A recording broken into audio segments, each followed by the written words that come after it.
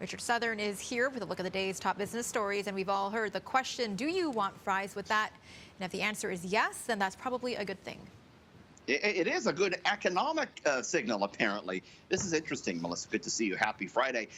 We are saying yes to fries. A frozen fry company saying that the number of consumers adding fries as a side dish in restaurants has climbed above pre-pandemic levels and is staying there. And the reason this is a good economic signal is because when people feel financial pressure, a natural reaction is to cut back on spending.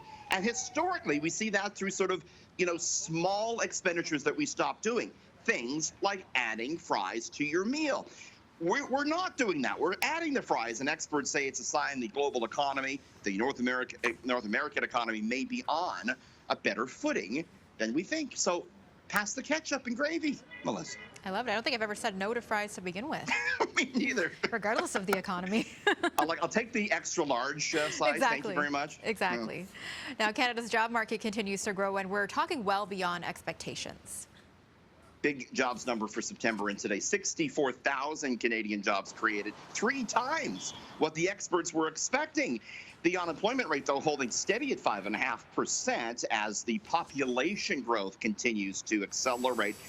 Details of the report not quite as good as the headline, in that part-time jobs accounted for most of the growth last month. Still, not a bad result overall. Wage growth was higher. And the big question now is, what does this mean with the Bank of Canada and interest rates? The bank's going to make its next interest rate call October 25th. The market now pricing in a 40% chance that the bank hikes interest rates another quarter point at the end of the month. Those odds up dramatically after this good-looking jobs report that really shows maybe the economy can weather another interest rate hike, even though most of us probably don't want one. Right now, one of the biggest resorts in Las Vegas is taking a big financial hit, and it has nothing to do with gambling. Yeah, good. They've taken enough of our money over the years.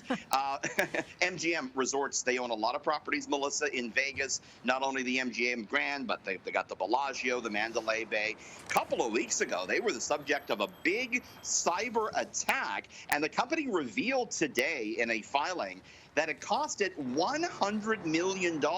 It's a rare insight into how much money companies can and do lose when they're hacked. Slot machines shut down at some of their gaming properties in Vegas a few weeks ago when this happened. Customers weren't able to get into their room using their key card, and employees were locked out of their email addresses for months. MGM did say that some customer information was taken, like names and addresses. Didn't affect the stock, though. MGM shares are up 4%, part of a pretty good Friday rally for stocks, Melissa.